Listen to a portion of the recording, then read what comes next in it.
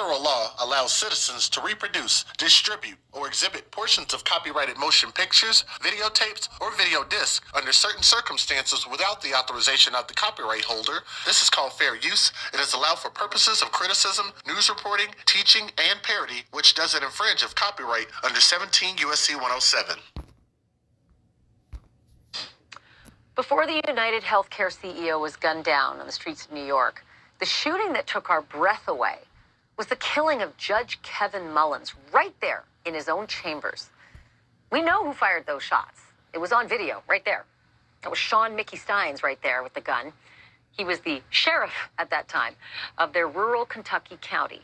And he was also a close friend of the judge. And he's not a sheriff anymore. He's an inmate waiting for trial. But just like the CEO murder, the motive in the Judge Mullins case is a mystery, which means that the two men's long shared history has been under the microscope. And tonight, a gut punch of an exclusive to tell you about.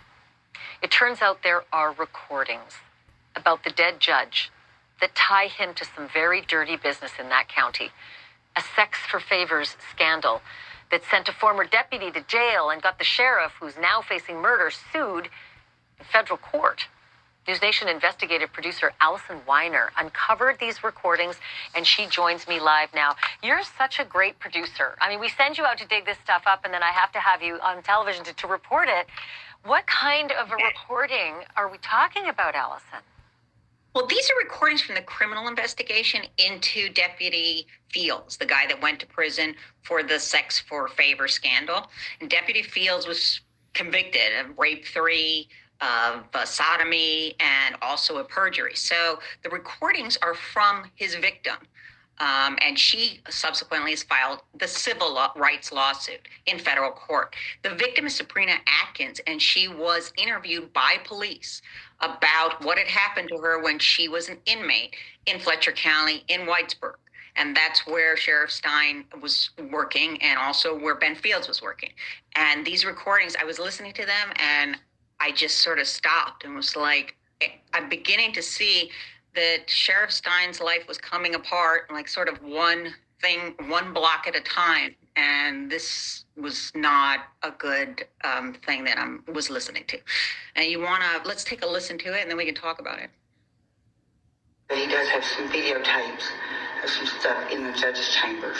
What kind of stuff? Just with girls sexual and stuff. What describe? Have you seen the videos? I've seen one partly, just them having sex with girls for them to be able to get out of jail. Who was having sex? Ben and just some higher ups up there. Who? The judge and. You saw the video. Mm-hmm. Yeah. What did you see on the video? I mean, I've seen Judge Mullins having sex with a girl. Who was the girl? I don't know. Because I don't know a lot of people from over Where was it at? in his office, in the judge's chambers. Is that the same place that you were meeting Ben? Is that how you know it was a judge in chambers? And this was Judge who? Mullins. Allison, wow, that's pretty clear. That's her saying Judge Mullins was having sex with these people in his chambers, just like the other deputy. Here's the question I have, because it seemed to me that it became an open secret among female inmates that you can sleep your way out of jail because these men and these higher-ups, not the ones necessarily on the screen, this is an allegation only, will have sex for these release favors. That's correct. And by the way, the Sheriff Stein denied during his deposition, which was a couple of days before the murder, that he had he had any idea that any of this was going on.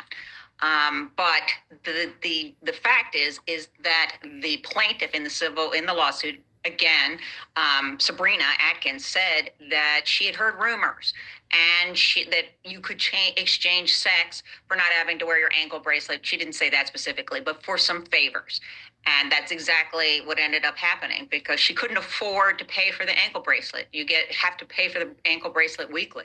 And those are the allegations in the civil lawsuit that Sheriff Stein should have known or knew about what was happening with Ben Fields. And Sheriff Stein is the big name in that lawsuit. It's Sheriff Stein and unknown superiors and Ben Fields. So he was facing some heavy damages and the loss of his entire career based on this civil rights lawsuit. And frankly, the plaintiff's lawyers told me, Ned Pillersdorf has told me several times, because it's like they were running a brothel out of that courtroom.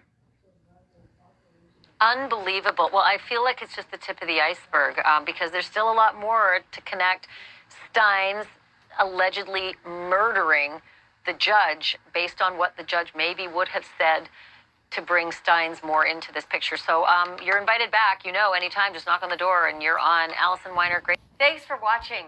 Go to